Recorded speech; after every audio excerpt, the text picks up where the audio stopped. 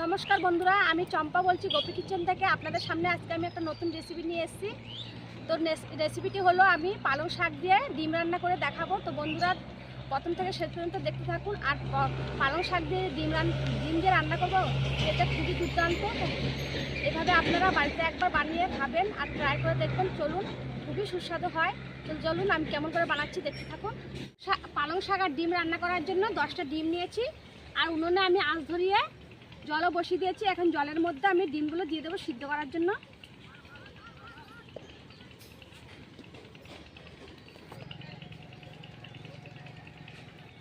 এখন ডিমগুলো ঢেকে দেবো, যতক্ষণ না সিদ্ধ হয় ততক্ষণ আমি ঢেকে জাল দিতে থাকবো।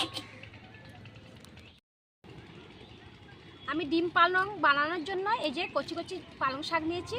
এই দেখুন, আমি ডাঁটগুলি নিইনি, খালি পাতাগুলি নিয়েছি, একদম কচি কচি। তো এই পালং পাতাগুলো আমি ডিমের মধ্যে দিয়ে দেবো। ডিমগুলো আদা সিদ্ধ হয়ে গেছে, আমি আলাদা করে সিদ্ধ করব না, এই ডিমের মধ্যে দিয়ে দেবো, একবারে হয়ে যাবে আমার। এখন ঢেকে দেবো। ডিমগুলো সিদ্ধ হয়ে গেছে, ডিমের সাথে সাথে দেখুন পালং শাকগুলো সিদ্ধ হয়ে গেছে। এখন আমি ঢেলে নেব। এখন ডিমগুলো ঠান্ডা হলে আমি ছুলিয়ে নেব আর পালং শাকটা পেস্ট করে নিয়ে আসবো। ডিমগুলো ছোলানো হয়ে গেছে আর আমি পালং শাকের পেস্ট করে নিয়ে এসেছি। এখন আমি ডিমগুলো কাঁটা চামচ দিয়ে একটু ফুটু ফুটু করে দেব। এটা করার মতলব হয়েছে ডিমটার মধ্যে তেলটাও ঢুকবে, মশলাটাও ঢুকবে, তার জন্য সবগুলো ডিম আমি এরকম করে কাঁটা চামচ দিয়ে ফুটু ফুটু করে দেব।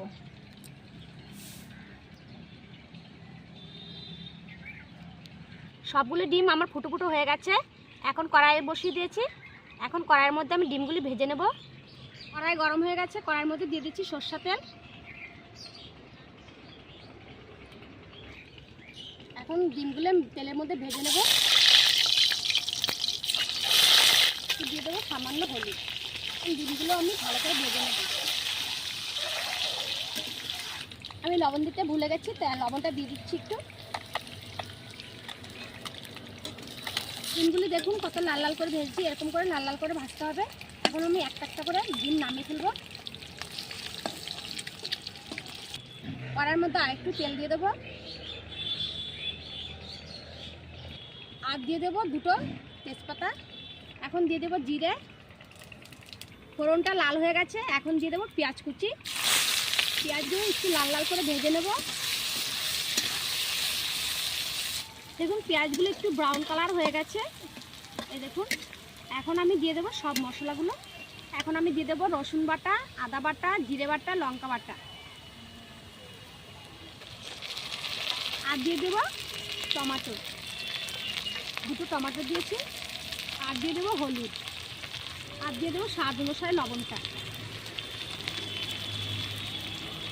এখন ভালো করে মশলাগুলো ভেজে নেব। মশলাটা অনবরত আপনাদের নাড়তে হবে, না হলে মশলাটা কিন্তু পুড়ে যাবে। এই দেখুন মশলাটা টমেটোরও গলে গেছে, সবগুলো মশলা আমার কষানো হয়ে গেছে, এটা আধা কষানো হয়ে গেছে। এখন আমি দিয়ে দেবো এই যে পেস্ট করা পালং শাকগুলো। পালং শাকের সাথে আমি মশলাটা দিয়ে দেবো। কষানো হয়ে গেছে, তেল ছেড়ে দিয়েছে। আমি যে পালং শাক দিয়ে ডিম রান্না করছি, আমি কাঁচা লঙ্কা দিয়ে রান্না করছি, আপনারা চাইলে শুকনো লঙ্কা দিয়ে রান্না করতে পারবেন। তো দেখুন পুরো তেল ছেড়ে দিয়েছে। এখন আমি ঝোল দিয়ে দেবো।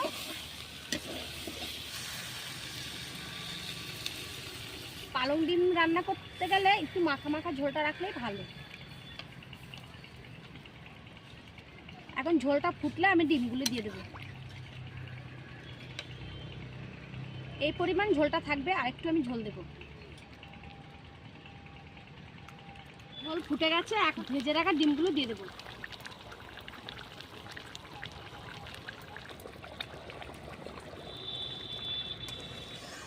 ডিম পালনের ঝোলটা একদম মাখো হয়ে গেছে, এই দেখুন। এখন আমি দিয়ে দেবো গরম মশলা। এই যে গরম মশলার গুঁড়ো আমি 1 চামচের পরিমাণ দিয়ে দিচ্ছি। আর দিয়ে দেবো ধনে পাতা, এগুলি দিয়েছি। এখন একটু নেড়ে চেড়ে নামিয়ে ফেলবো।